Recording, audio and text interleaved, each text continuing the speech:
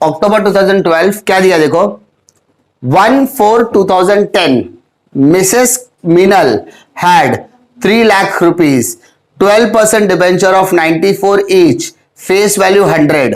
मतलब मिसेस मीनल के पास 3 लाख रुपए का डिबेंचर है, तो 3 लाख रुपए उसका फेस वैल्यू हो गया, जिसका मार्केट वैल्यू 94 रुपीज हो गया और फेस वैल्यू 100 रुपीज के हिसाब से। Interest is payable half yearly on 30th June and 31st December every year.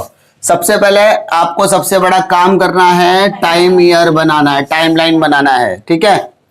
अब आपको याद रखना, आपका ओपनिंग दिया है 1 अप्रैल 2011 को आपका ओपनिंग है बेटा।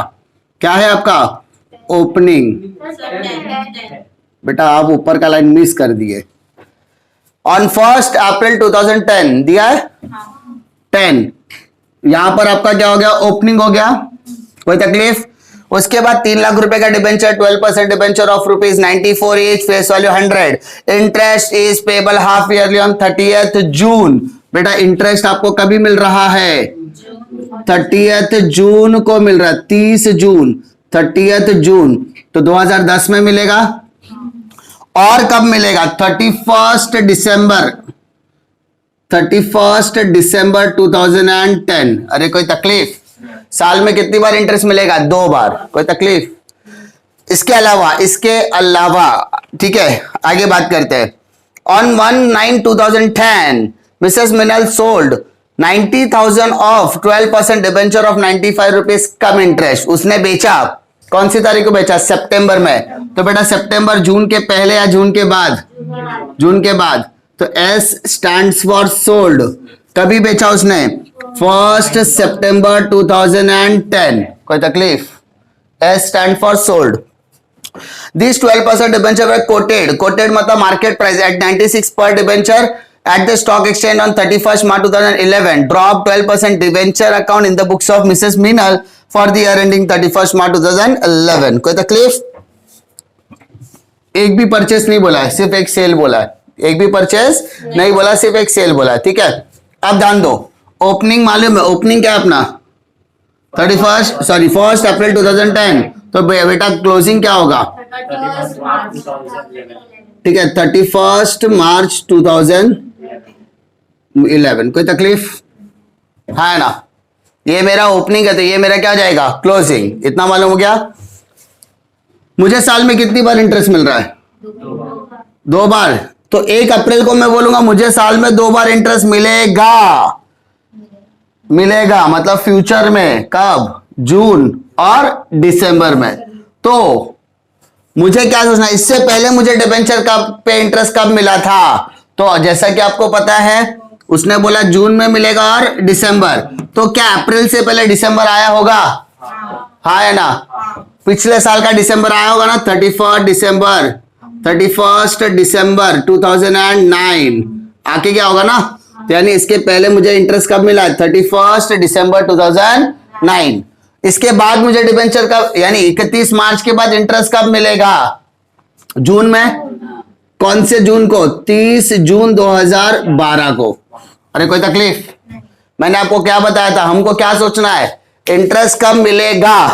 पहला इंटरेस्ट कब मिला था, ये दोनों के बीच का ना, तो यही चीज यहां पर भी है। तो सबसे पहला हमारा सम यहां से स्टार्ट होगा और खत्म कहां होगा? यहां पर। लेकिन इसके पहले के इंटरेस्ट डेट और उसके बाद के इंटरेस्ट डेट हमें पता होना चाहिए। बाद का कभी कभार नहीं रहेगा तो भी चलेगा, लेकिन पहले का जरूरी है। क्यों? रीजन बताता हूं। अब हमें क्या कैलकुलेट करना है? इंटरेस्ट। जब मैं परचेस करूंगा तभी भी इंटरेस्ट कैलकुलेट करूंगा, जब मैं ओपनिंग करूंगा तभी भी मुझे इंटरेस्ट कैलकुलेट करना है, जब मैं सेल करूंगा तभी भी मुझे इंटरेस्ट कैलकुलेट करना है, और जब मेरा इंटरेस्ट का डेट आएगा तभी भी मुझे इंटरेस्ट कैलकुलेट करना है, और जब मैं क्लोज करूंगा तभी भी मुझे इंटरेस्ट कैलकुलेट करना है। तो इंटरेस्ट कैलकुलेट करते के समय 3 चीजें इंपॉर्टेंट है। P मतलब प्रिंसिपल, जिसको हम लोग यहां पर फेस वैल्यू बोलेंगे। N मतलब टाइम पीरियड, तो मुझे यहां पर टाइम पीरियड निकालना पड़ेगा। तो टाइम पीरियड कैसे निकालेंगे? ध्यान दीजिए, इंटरेस्ट से ओपनिंग, इंटरेस्ट टू इंटरेस्ट खत्म, क्योंकि इंटरेस्ट मिल गया। Interest to sell, interest to interest cut, क्योंकि इंटरेस्ट मिल चुका. Interest to closing, that's it. Interest to opening, interest to interest, that's it. Interest to sell, interest to interest, that's it. Interest to closing. अभी interest to interest नहीं गया क्योंकि 31 मार्च के बाद अपना वैसे भी काम नहीं है. सिंपल. वापस बोल रहा हूं, इंटरेस्ट से लेके ओपनिंग, इंटरेस्ट से लेके इंटरेस्ट. एक बार इंटरेस्ट मिल गया उधर रुक जाने का, क्योंकि उसके बाद नया कैलकुलेशन स्टार्ट होगा. इंटरेस्ट मिल गया ना, फिर आगे नया कैलकुलेशन. अभी देखो, दिसंबर आखिरी दिन है, काउंट करेंगे क्या? नहीं. काउंट कहां से करेंगे? जनवरी से. कहां से करेंगे? जनवरी. तो जनवरी, फरवरी, मार्च, अप्रैल का एक दिन काउंट करेंगे क्या? नहीं. तो यहां पे कितना मंथ्स आ गया? 3 मंथ्स. कोई तकलीफ? दिसंबर गया तो जनवरी, फरवरी, मार्च, अप्रैल, मई, जून. जून का पूरा दिन आएगा तो यहां पे कितना मंथ्स आ गया? 6 मंथ्स. That's it. नाउ अब जून खत्म, कहां से शुरू होगा? जुलाई से. क्यों? इंटरेस्ट टू सेल ना. तो जुलाई, अगस्त, सितंबर का एक दिन काउंट होगा क्या? नहीं. तो कितना दिन? 2 महीना. अरे हाँ है ना. इंटरेस्ट टू इंटरेस्ट का गेम है बेटा, इंटरेस्ट टू इंटरेस्ट का गेम है. तो जून इधर खत्म. जून का लास्ट डेट काउंट कब करने का? जब वो आएगा. लेकिन अगर मैं उसके आगे का दिन निकाल रहा हूं, आगे का टाइम पीरियड निकाल रहा हूं, तो मेरे को वो 30 तारीख लेने का नहीं, उसके आगे का महीना आएगा, नहीं जुलाई और अगस्त. अब बेटा सितंबर के बाद अभी interest to interest, interest to interest. तो जुलाई गया, सॉरी जून गया, तो जुलाई, अगस्त, सितंबर, अक्टूबर, नवंबर, दिसंबर. दिसंबर पूरा आएगा, आखिरी डेट है. तो कितना महीना? 6 मंथ्स. कोई तकलीफ? अब वापस इंटरेस्ट आया, अब आगे बढ़ो. दिसंबर गया तो बचेगा जनवरी, फरवरी, मार्च, 3 मंथ्स. कोई तकलीफ? ये मेरा क्लोजिंग है, इसलिए मैंने ये वाला डेट लिया नहीं. मैंने कैलकुलेट तो कर दिया लेकिन लिया नहीं. समझा? इसमें कोई डिफिकल्टी? दिसंबर के बाद क्या लेंगे? कैसे लिया? मेरा साल कभी चालू हुआ था, तो खत्म कभी होएगा? मार्च में. ठीक है. साल कभी स्टार्ट कब हुआ था? अगर मेरा जनवरी में स्टार्ट होता तो खत्म भी होता दिसंबर में. अगर मैंने ओपनिंग मेरा जनवरी में था तो क्लोजिंग होगा दिसंबर में. लेकिन अगर अप्रैल में क्लोजिंग है तो क्लोजिंग कभी होगा? मार्च में. डिफिकल्टी? उसके आगे इंटरेस्ट का डेट, इंटरेस्ट इसके पहले कब मिला था, आगे कब मिलेगा, वो चीजें याद रखना है. इसमें कोई डिफिकल्टी? चलो इतना हो गया. दिसंबर में मतलब स्टार्टिंग अपना अप्रैल से हुआ है, हाँ. फिर उसका दिसंबर ही रखने का. नहीं, अरे मेरे को दिसंबर में मिला था ना. जब मैं चालू किया तो मुझे मालूम पड़ा कि मेरा जून में भी मिल रहा है और दिसंबर में भी मिल रहा है. ये मुझे मालूम है ना मिलेगा. तो मुझे कब मिला था वो भी तो मालूम होना चाहिए. तो मुझे क्योंकि यहां पर इंटरेस्ट कैलकुलेट करना पड़ेगा तो वो मुझे पता होना चाहिए ना, इसीलिए. तो अपने को क्या करना है, जब मिला था, अभी मैं 10th में था तो 10th का मार्कशीट भी होना चाहिए, और जब मैं ग्रेजुएशन मेरा कंप्लीट होगा तो उसका मार्कशीट भी चाहिए. तो मुझे दोनों चीजें चाहिए ना. कि अपना पुराना रिवॉर्ड क्या था? इंटरेस्ट. और आने वाला रिवॉर्ड कब है? वो दोनों चीजें अपने को कम्युनिकेट करनी है. ठीक है, दोनों चीजें गैप अप करनी है. हो गया इतना. अब यहां से वापस सम यहां से नहीं चालू होगा, सम अपना यहां से ही चालू होने वाला है. समझा? सम अपना यहां से ही चालू होने वाला है. सिंपल. अब पढ़ो 1 तारीख को क्या बोला था. On 1st April 2010 Mrs. Minal had 3 lakh rupees 12% debenture of 94 rupees each, face value 100. तो ओपनिंग बोला बेटा 1 अप्रैल 2010. सिंपल. हैड बोला है मतलब ओपनिंग हो गया, तो बेटा इसको बोलेंगे टू बैलेंस ब्रॉट डाउन. कितने रुपए का उसके पास डिबेंचर है? 3 लाख रुपए का डिबेंचर है. सिंपल. कितने रुपए के हिसाब से बोला है? 94 रुपीज ईच, फेस वैल्यू 100. 94. तो बेटा नंबर ऑफ डिबेंचर कितना बताओ? 3000 डिबेंचर्स इंटू 94 इंटू 94 3 लाख रुपए का डिवाइडेड बाय 100 का, तो नंबर ऑफ डिबेंचर 300 हो गया, 3000 हो गया. 3000 मल्टीप्लाइड बाय 94 तो 2,82,000. इसमें एक्स और कम नहीं आएगा. क्यों नहीं आएगा? ओपनिंग है ना, पर ना परचेज ना सेल. मैंने कभी परचेज और सेल पर कम और एक्स डिस्कस किया क्या? नहीं. अभी क्या मुझे इस पर इंटरेस्ट कैलकुलेट कर रहा है? हाँ, क्योंकि मैंने यहां पे कैलकुलेट ऑलरेडी 3 मंथ्स लिख के रखा है. क्यों? क्योंकि मेरा ओपनिंग के डेट और पिछले वाले इंटरेस्ट में गैप अप है। पिछले समय क्या किया था, 31 दिसंबर को मुझे मिला और 1 जनवरी को स्टार्ट हो गया, तो there is only 1 day gap, तो इसलिए मैंने नहीं निकाला, क्योंकि एक दिन का इंटरेस्ट कैलकुलेट होगा ही नहीं। लेकिन आज 3 महीने का गैप है, कितने महीने का गैप है, 3, तो क्या कैलकुलेट होगा, यस। तो कैसे कैलकुलेट करने का, वर्किंग नोट नंबर 1 क्या लिखोगे, इंटरेस्ट ऑन 1/4/2010, सिंपल।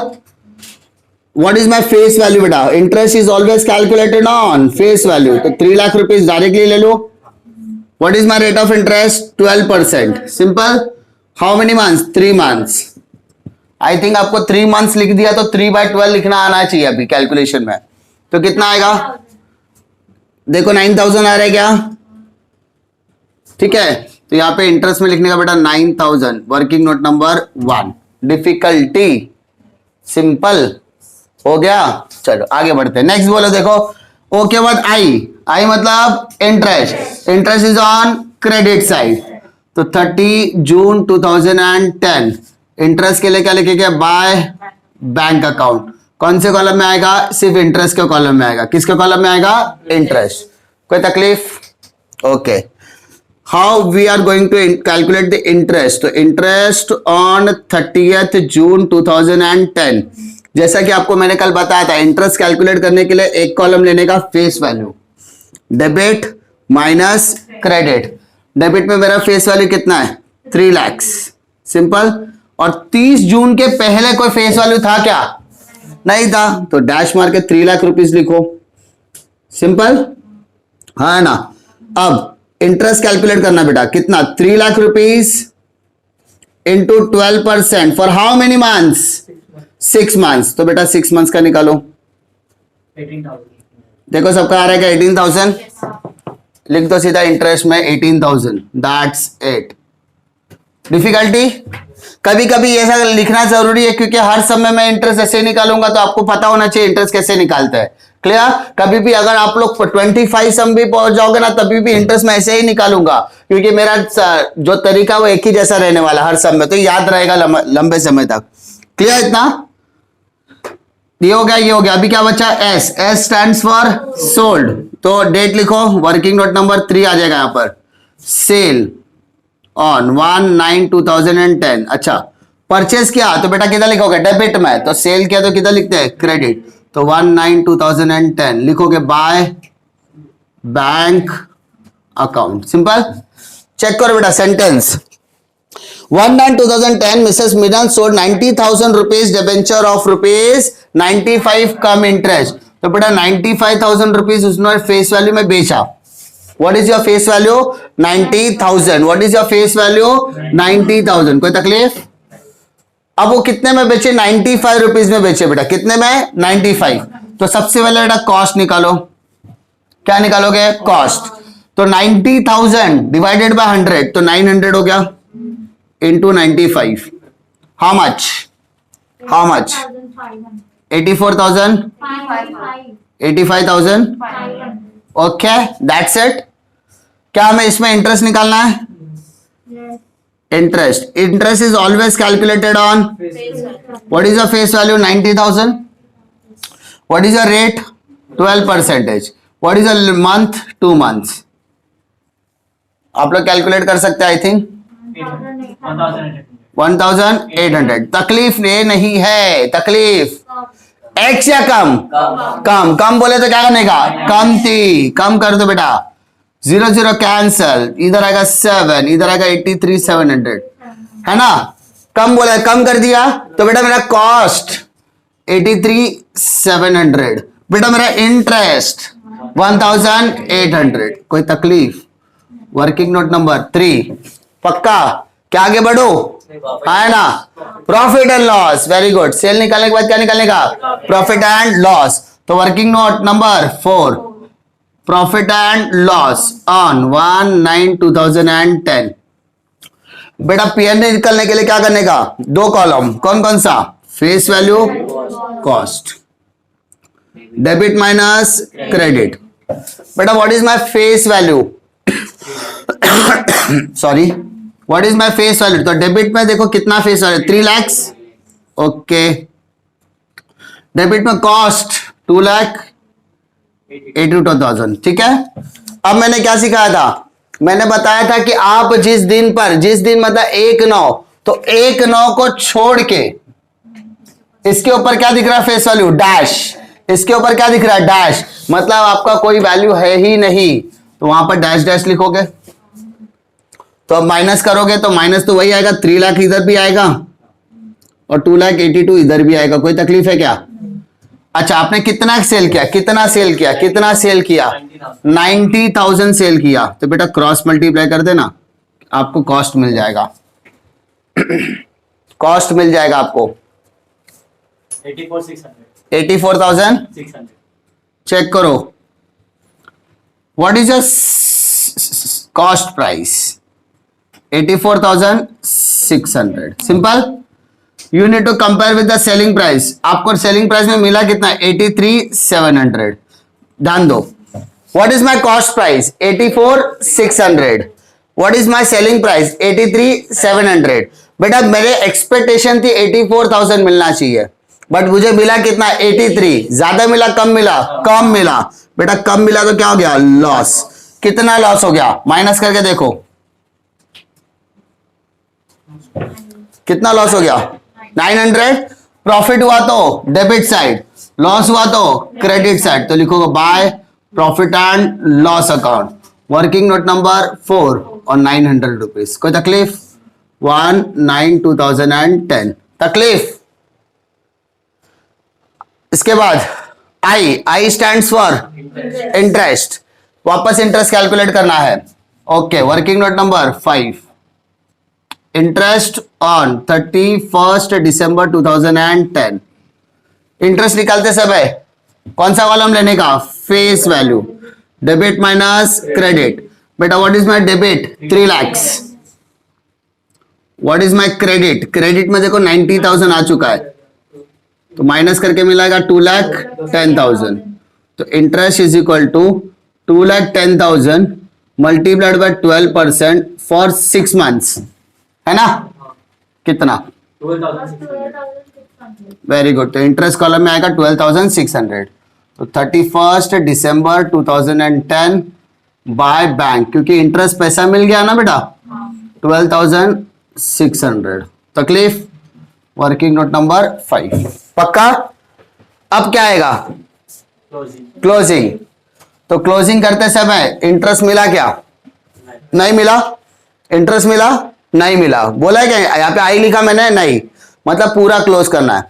तो क्लोजिंग करने के टाइम पे क्या करोगे, क्लोजिंग बैलेंस कभी 31 मार्च 2011। ध्यान दो, 31 March 2011 by balance carried down, working note number 6, ठीक है। सबसे पहले क्लोजिंग बैलेंस करना है मुझे, ध्यान देने का, ज्यादा टेंशन लेने का नहीं।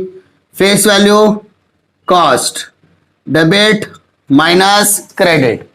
बेटा what is my face value debit का, 3 lakh. What is my total cost, 2,82,000। तकलीफ, what is my credit total, 90। What is my cost, दोनों का ऐड करो, 84,600। बेटा माइनस करो तो 2,10,000 आ गया, इसको भी माइनस करो, 2,82,000 माइनस 84,600, 400। सिंपल। तो ये मेरा क्या, कौन सा प्राइस है बेटा, ये मेरा कॉस्ट प्राइस है। कौन सा प्राइस है, कॉस्ट, ठीक है। तो मेरा कॉस्ट प्राइस 197,400। बट चेक कर, क्वेश्चन में मार्केट प्राइस दिया है अपने को 95 रुपीज, देखो 96 रुपीज दिया है। कोटेड प्राइस बोला ना, कोटेड प्राइस कितना बोला, 96। तो बेटा how many debentures are there, मेरे पास कितने डिबेंचर्स है, फेस वैल्यू कितना है, 2,10,000, 2 जीरो हटा दो तो 2,100, मल्टीप्लाइड करो, मल्टीप्लाई 2,01,600। सिंपल। कल मैंने आपको कुछ सिखाया था क्या करने का, कॉस्ट प्राइस और market price which ever is lower, दोनों में से छोटा कौन सा है, 1,97,400 ना, तो वही मुझे यहां पर लिखना है 1,97,400। सिंपल।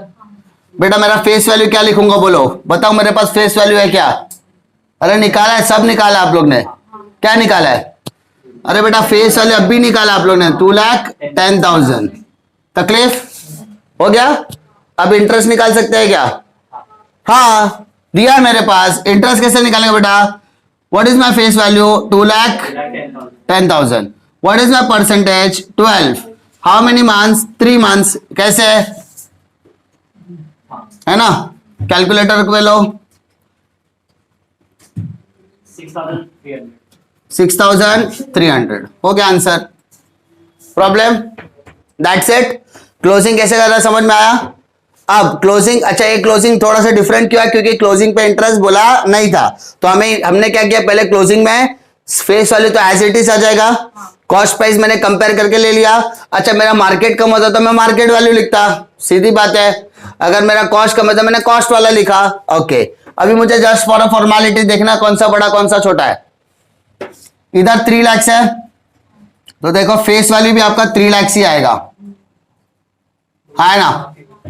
आपका कॉस्ट का टोटल देखो कितना 2,82,000 है, और इधर भी कॉस्ट को टोटल करो जरा कितना आता है, 2,82,000 आएगा, ठीक है ना, क्योंकि जो मैंने कैलकुलेट किया ना बेटा वही मेरा 90 वही लिखा ना मैंने, इसलिए देयर इज नो डिफरेंस। समझो कि मैंने 197,400 कैलकुलेट किया on the basis of investment accounting, और मैंने उसी को रिकॉर्ड किया, तो डिफरेंस तो आएगा ही नहीं।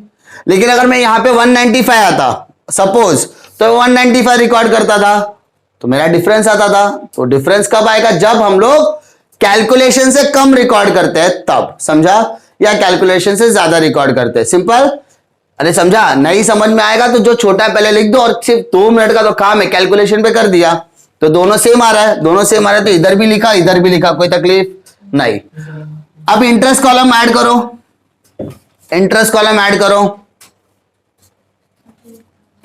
1,880, 19,800, 38,700, इसको एज इट इज यहां पर लिखो 38,700, उसमें से 9,000 माइनस करो 29,700, इसको बेटा बोलेंगे to profit and loss account 31 March 2011। कोई तकलीफ, दैट्स इट, सम इधर भी खत्म हो जाता है।